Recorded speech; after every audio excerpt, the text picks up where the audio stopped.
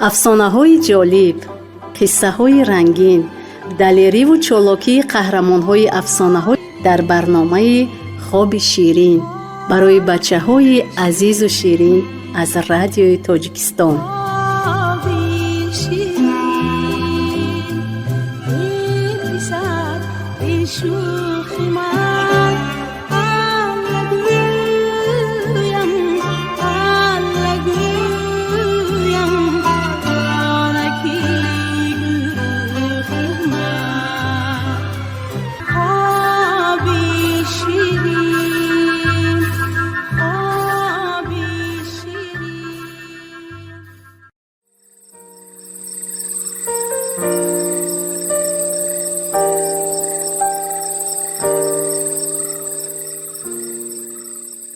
салом ширинакони бибӣ. ана боз вақти афсонахонӣ расид.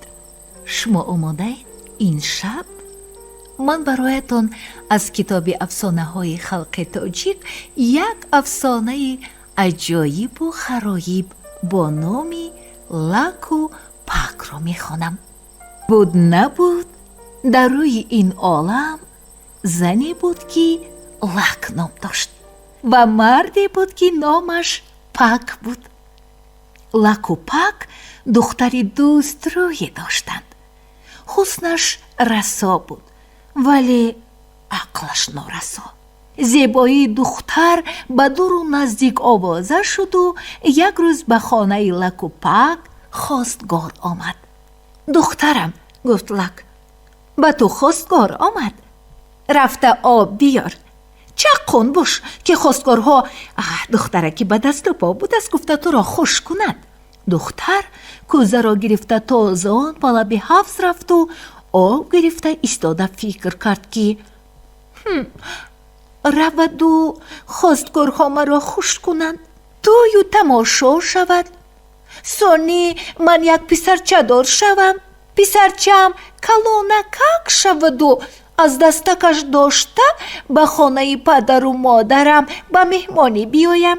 модарам, ҷони бибӣ, калонакак шудӣ, дастёракак шудӣ, рафта об биёр, чой кунем гуфта ба дасташ кӯзача диҳанду ба лаби ҳавз равон кунанд.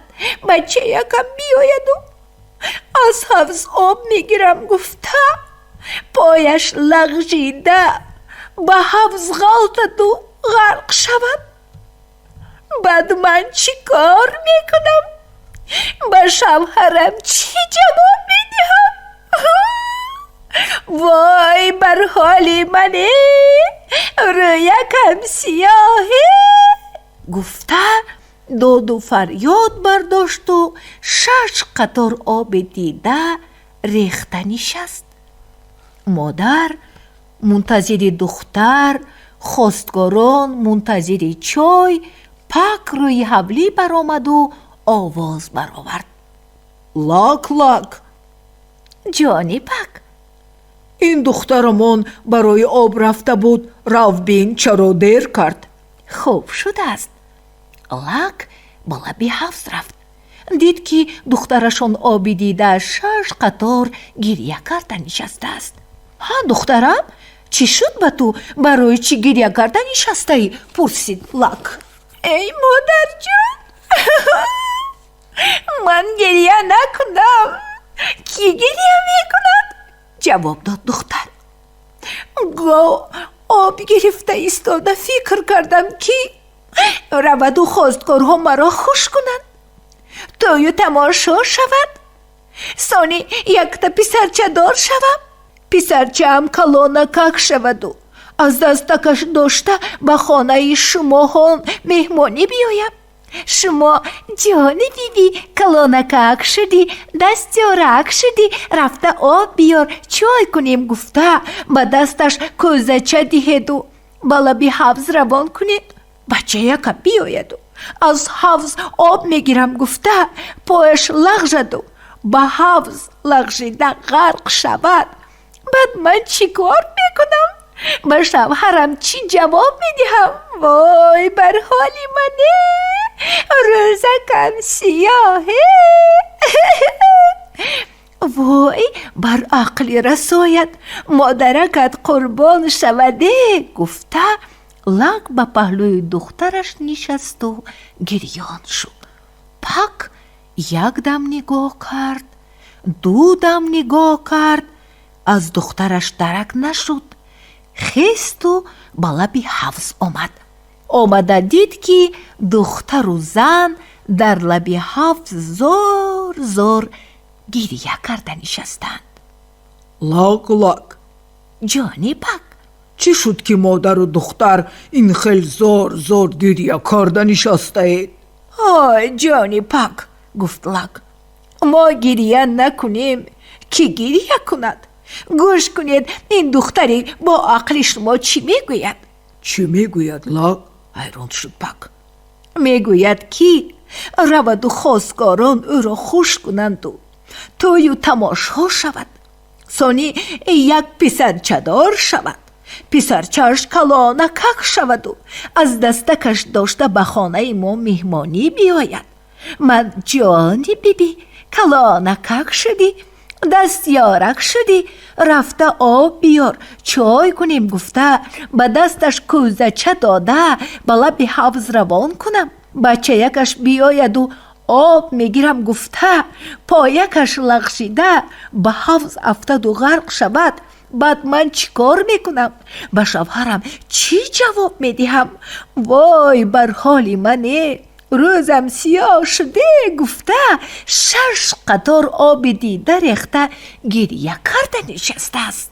اوی پدرک صدقه عقلی رسایت شود گفته پک هم در پهلوی زن و دخترش نشسته زار زار گریه کرد. 3 کس، لک و پک و دختر، آنچنان بلند نبخه و گریه کردند که خواستگارها شنویده حیران شده و خواتیر شده به لب حوض آمده دیدند که صاحبان خانه زن و شوهر و دختر 6 قطار آب دیده ریخته گریه کرده نشستند.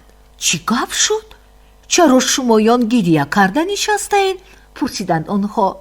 لاک لاک، جانی پک، با اینها گپ دخترمون را گفته ده؟ ما گریه نکنیم که گریه کند، گفت لک. گوش کنید این دختری با عقلمون چی میگوید؟ دخترتان چی میگوید؟ لک، پرسیدند مهمانها. میگوید که رود و خواستگارها مرا خوش کنند، توی و تماشا شود، ثانی من یک پسرچه دار شوم، پسرچه هم کلانکک شود و از دستکش داشته به خانه شمایان مهمانی بیایم.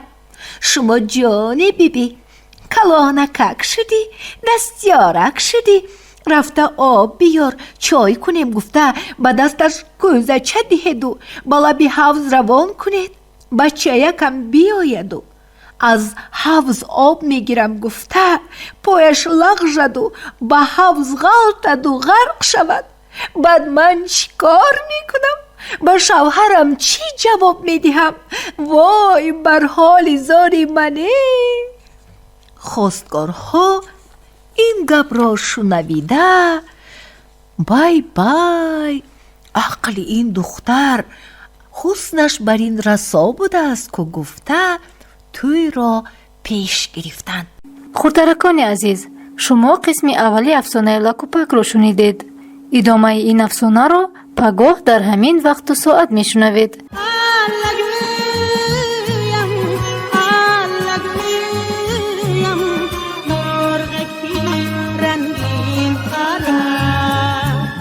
افسانه‌های جالب، قصه‌های رنگین، دلیری و چالاکی قهرمان‌های افسانه‌های در برنامه خواب شیرین برای بچه‌های عزیز و شیرین از رادیوی تاجیکستان.